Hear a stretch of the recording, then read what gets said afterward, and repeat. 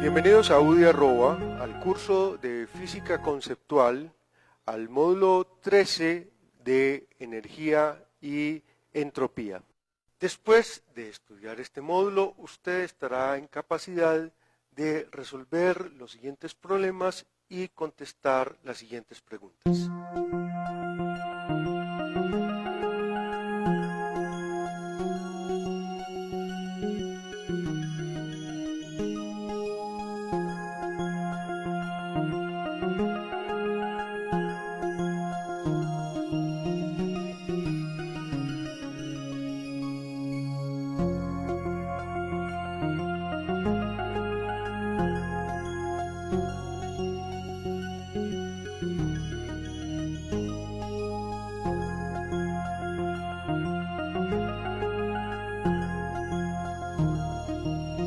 Habíamos visto en el módulo anterior cómo uno de los grandes logros de la física en el siglo XIX fue poder hacer una reducción de la termodinámica a la mecánica gracias al modelo cinético corpuscular. De esta manera, los fenómenos termodinámicos se pueden explicar como fenómenos de transferencia de movimiento y transferencia de energía mecánica entre los componentes corpusculares de la materia. El concepto de calórico queda revaluado y entonces definimos una gran magnitud que es la energía que nos permite afirmar que en un sistema aislado la energía total de un sistema se conserva. De esta manera podemos decir la variación de la energía total de un sistema es el trabajo realizado por el sistema y un componente adicional que es el que llamamos calor.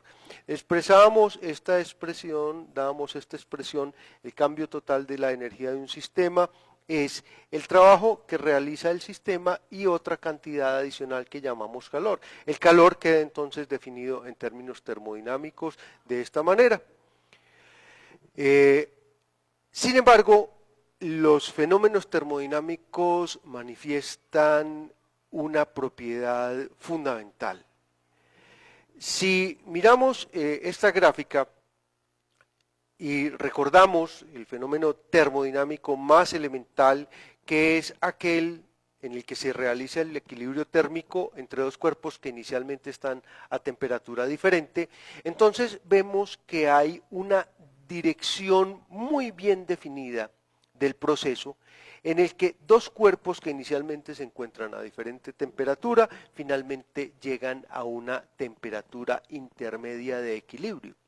Sin embargo, de una manera espontánea, usted nunca espera que dos cuerpos que se encuentran a la misma temperatura, de pronto el uno se enfríe y el otro se caliente.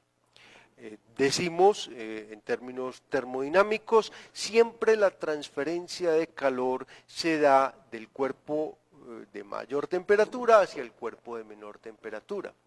Pero entonces, ¿qué pasa cuando nosotros queremos explicar y describir los fenómenos termodinámicos a partir de un fenómeno, de un modelo puramente mecánico, como es el modelo cinético corpuscular? En el modelo cinético corpuscular nosotros estamos entendiendo la interacción a partir de la interacción más sencilla y más fundamental que puede haber, que es una colisión entre dos partículas. Cuando dos partículas interactúan, colisionan elásticamente, se conserva el momento y se conserva la energía mecánica. ¿Cómo podemos explicar el hecho de que aparentemente hayan fenómenos irreversibles, sabiendo que la explicación más fundamental, que es la colisión elástica de dos partículas, es un fenómeno reversible? Las leyes de Newton tienen una característica y es que son perfectamente reversibles en el tiempo. Quiere decir, si en la ecuación de movimiento, escribámoslo explícitamente, En la ecuación de movimiento, fuerza igual a masa por aceleración, nosotros podemos escribir como fuerza igual a masa por la segunda derivada de la posición respecto al tiempo al cuadrado. Si en esta ecuación yo reemplazo t por menos t, es decir, si paso la película al revés, los fenómenos que resultan son absolutamente válidos. Volvamos a esta gráfica. Si en esta gráfica devolvemos las direcciones, cambiamos las direcciones de todas las flechas, y si en vez de ser esta la velocidad inicial de la partícula 1 y esta la velocidad inicial de la partícula 2 fueran estas, entonces la colisión sería perfectamente posible. ¿Qué quiere decir esto? Las colisiones son fenómenos reversibles en el tiempo.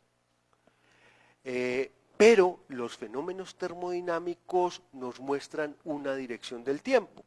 Volviendo a la gráfica que teníamos anteriormente del equilibrio termodinámico, del equilibrio térmico, se observa que espontáneamente dos cuerpos tienden al equilibrio térmico, pero no se observa que espontáneamente los cuerpos térmicamente se desequilibren.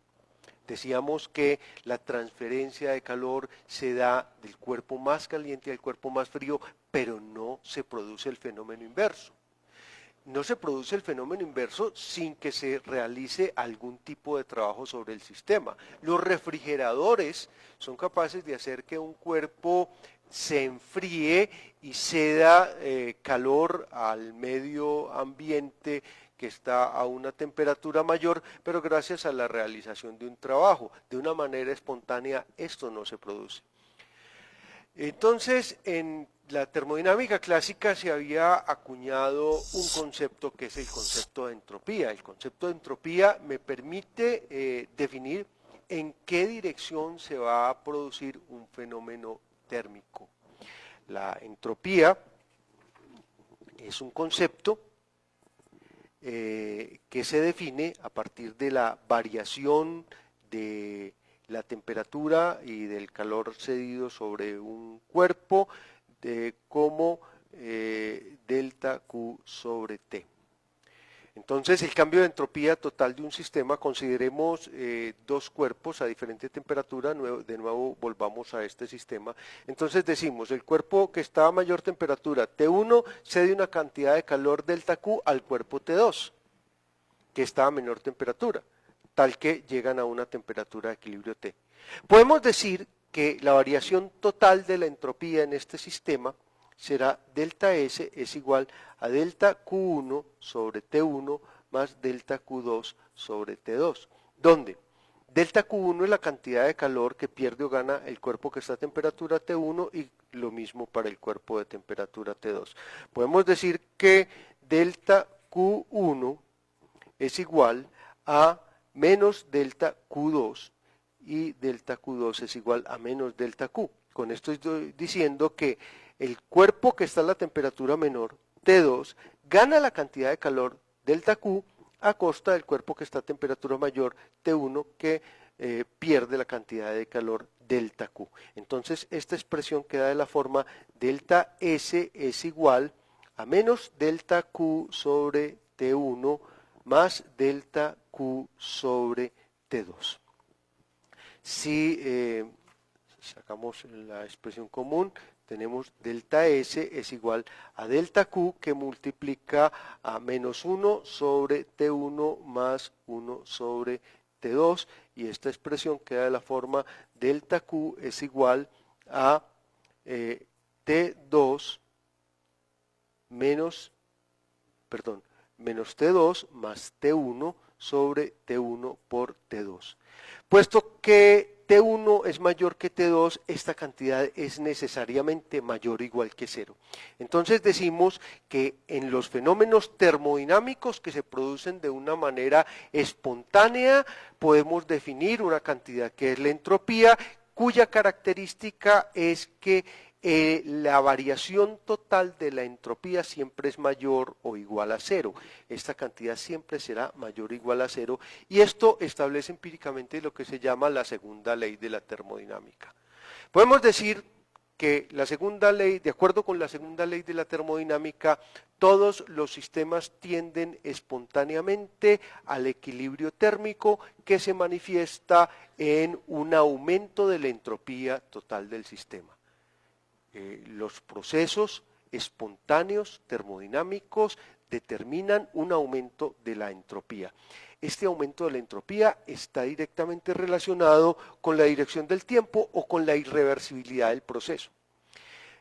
Podemos ver como un ejemplo de un fenómeno irreversible cómo se derrite un cubo de hielo. Miremos el siguiente pregrabado.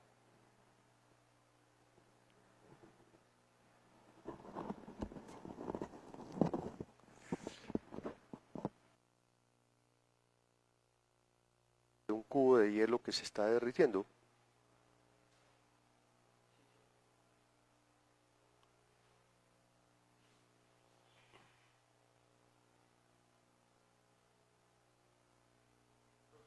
Ahora miremos el mismo video, pero en la situación en que a partir de un charco de agua se va produciendo un cubo de hielo. Miremos esta parte del pregrabado.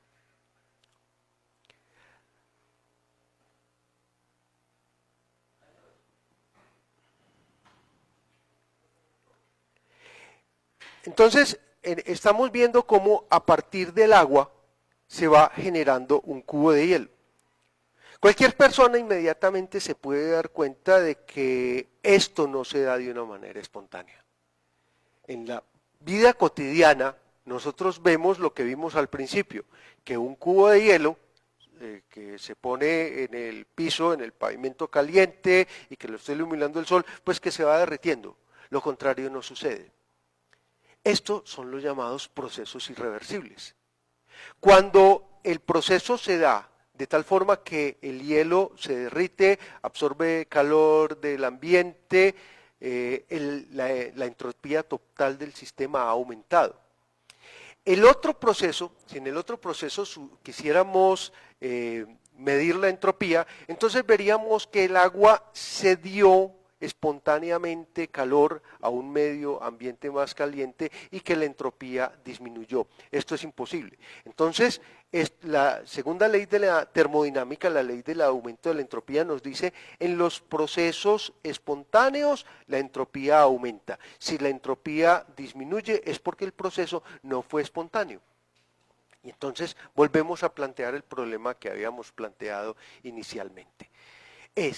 ¿Cómo es posible que en la termodinámica hayan procesos irreversibles como el proceso de que un cubo de hielo se derrita y que espontáneamente el contrario no se dé, y este otro proceso que vamos a mostrar también en este pregrabado como un ejemplo de un proceso irreversible? Miremos qué sucede cuando cae un foco desde una cierta altura. Se quiebra. Pero este otro proceso, miremos lo que sucede, ahí está quebrándose el foco, podemos ver que de una manera espontánea los fragmentos del foco no se van a reunir para consolidar nuevamente el objeto que se quebró y subir. Y entonces nos preguntamos, ¿cómo dar cuenta estadísticamente de este tipo de fenómeno? De este tipo de fenómeno en el que la entropía total disminuiría. Entonces, con el fin de dar una descripción mecánica de la segunda ley de la termodinámica, debemos redefinir el concepto de entropía. Inicialmente habíamos dicho que la entropía, la variación de la entropía, se medía como delta Q sobre T. Ahora vamos a redefinir el concepto de entropía. Vamos a decir que la entropía de un sistema es proporcional al número de modos como se puede dar el sistema. Esta es la definición de entropía que dio Ludwig Boltzmann, por eso la constante de proporcionalidad es la constante de Boltzmann, y aquí nos habla del logaritmo natural del número de modos en que se puede dar un sistema. Esta definición de entropía es una definición que apunta directamente a una interpretación estadística del concepto de entropía. Y entonces redefiniríamos la entropía diciendo que en todos los procesos espontáneos los sistemas evolucionan hacia los estados más probables. ¿Qué es un estado probable o qué es un estado improbable? Consideremos esta gráfica. Esta gráfica corresponde a los posibles resultados del lanzamiento de dos dados. Dos dados pueden caer de todas estas maneras. Y entonces observamos que el 7 es la configuración de dos dados que se da de más maneras, se da de 6 modos. A cada una de estas maneras en que pueden caer los dados, los llamamos los modos accesibles o los estados accesibles del sistema conformado por dos dados. Entonces, reinterpretemos el concepto de entropía. Decimos que la entropía es una magnitud proporcional al número de modos en que se puede encontrar un sistema. Esto está directamente asociado al concepto de probabilidad. Cuando yo digo que voy a examinar un sistema, trato de pensar que ese sistema se encuentra en su estado más probable. Voy a barajar estas cartas. Entonces, después de revolver muy bien, ¿qué sucedería si yo les dijera que puedo adivinar perfectamente el orden en que están estas cartas? Miremos. Este es el as de oros. 2 de oros. 3 de oros. 4 de oros. 5. Por supuesto, nadie va a creer que esto fue el resultado del azar. La entropía de un sistema debe estar representada en la probabilidad de encontrar el sistema en un determinado estado. Entonces, lo más probable es que si yo dejo que el sistema evolucione de una manera espontánea, el resultado es una situación en la que es supremamente improbable poder predecir cuál es el estado de cada una de las cartas. Cuando se apuesta a los dados, volvamos a esta gráfica, en los dados siempre se le apuesta al 7 porque es el número que cae de mayor número de modos. Entonces, cuando yo defino la probabilidad de un evento, yo lo defino como el número de veces en que se puede dar ese evento sobre el número total de modos que puede tener el sistema. Esto es la definición clásica de probabilidad. También se puede definir la probabilidad como el número de modos que se da un estado del sistema respecto al número total cuando este número tiende a infinito. Aquí por infinito quiero decir a una cantidad estadísticamente representativa de modos. Entonces, cuando hago la definición de que la entropía de un sistema es proporcional al número de modos de un sistema, lo único que estoy haciendo es aludiendo a la definición clásica de probabilidad. Entonces yo lo que digo es, los eventos irreversibles no son imposibles, sino improbables. No hay nada que físicamente impida que un depósito de agua se congele espontáneamente y se forme un cubo, o que espontáneamente los trozos de un cristal vuelvan a recuperar su configuración, la configuración que tenía antes de que el elemento se quebrara, pero cuando yo me pongo a calcular la probabilidad de que esto se dé, encuentro que es supremamente improbable. Que es supremamente improbable quiere decir que en muchos casos similares, por ejemplo, en muchos casos que yo mire la baraja, es muy improbable que vuelva a encontrar el as de oros y el 2 de oros y el 3 de oros. Entonces, lo que digo es, en la medida en que un sistema evoluciona, un sistema termodinámico, y voy a hacer la similitud de un sistema termodinámico con un sistema estadístico. Por ejemplo, miremos el caso de la difusión de las partículas. Si yo tengo un perfume contenido en una vasija y yo abro la vasija, pues lo que me muestra la experiencia es que el perfume se va difundiendo de una manera uniforme por todo el recipiente. Ahora, ¿cuál es la probabilidad de que espontáneamente todas las vasijas, todas las partículas se vuelvan a introducir en la vasija? Pues es proporcional a la probabilidad que tiene una partícula de estar dentro de la vasija. Miremos esto más detalladamente. Sea este nuestro recipiente, entonces voy a tener acá un recipiente menor con todas las partículas. Inicialmente, todas las partículas están contenidas en el sistema. Entonces, después de un tiempo, yo puedo permitir que las partículas salgan y calculo cuál es la probabilidad de que la partícula esté en cualquier parte del sistema. La probabilidad de que la partícula esté en cualquier parte del sistema es proporcional, digamos, al volumen del sistema, es proporcional a este volumen. La probabilidad de que la partícula esté contenida en este frasco, vamos a llamar este el volumen del frasco, la probabilidad de que la partícula esté en el frasco es proporcional al volumen del frasco. Y es inversamente proporcional al volumen total, porque la partícula podría estar en cualquier parte del volumen del sistema.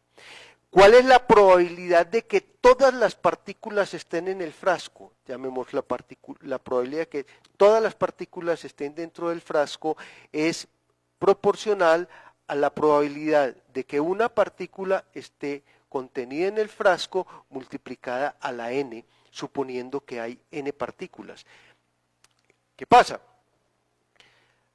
Una partícula puede estar en cualquier lugar, pero si yo restringo la posibilidad de encontrar la partícula al frasco, entonces la probabilidad disminuye.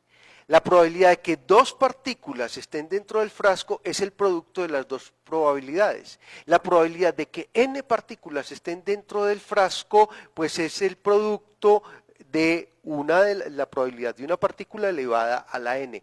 Ahora, como esta cantidad, esto es una cantidad proporcional a b a la n, ahora este n es típicamente un número del orden del número de Avogadro, es un número del orden de 10 a la 23. Por lo tanto, en términos estadísticos, este es un término que tiende a 0. ¿Qué tenemos en consecuencia? En consecuencia tenemos, no es imposible que todas las partículas vuelvan a reunirse y espontáneamente se metan al frasco, sino que es un evento extraordinariamente improbable. En resumen, el concepto de entropía ha sido reducido a un concepto estadístico. La segunda ley de la termodinámica, que nos hablaba de la existencia de fenómenos termodinámicos irreversibles, nos dice ahora que el aumento de la entropía de un sistema es simplemente la evolución del sistema a sus estados más probables. Es frecuente escuchar la expresión de que la entropía es una medida del desorden del sistema. Sin embargo, el desorden no es un concepto que esté bien definido en física, en cambio sí está bien definido el concepto de información. Nosotros lo que podemos decir es la evolución de los sistemas es tales que cada vez pierdo menos información. Les confieso que antes de venir a hacer este programa, pues yo me tomé la molestia de organizar estas barajas. Organizar, ordenar. ¿Qué quiere decir ordenar? Tenía muy buen conocimiento de dónde estaba cada una de estas cartas dentro de la baraja. Sin embargo, en el momento en que yo permito que el sistema evolucione de una manera termodinámica libre, lo que está pasando es que el sistema evoluciona hacia estados de mayor probabilidad. Los estados altamente ordenados son estados mucho menos frecuentes que los estados ordenados. Entonces es una probabilidad de 1 contra 10 a la 47, por lo que nunca espero yo que al volver a sacar la baraja vaya a salir completamente ordenada. En este sentido, el desorden es sencillamente desinformación. Los sistemas termodinámicos evolucionan de tal manera que cada vez tengo menos información sobre su configuración. Volviendo al caso cuando todas las partículas estaban contenidas en el recipiente, yo podía decir que tengo muy buena información sobre el sistema. Todas las partículas están en el recipiente. Cuando abro el recipiente y evoluciona espontáneamente, ya no sé dónde está cada partícula, porque puede estar en cualquier parte, aún dentro del recipiente he perdido información. Bueno, con esto hemos terminado el módulo 13 del capítulo de energía y entropía de nuestro curso de física conceptual para UD Arroba.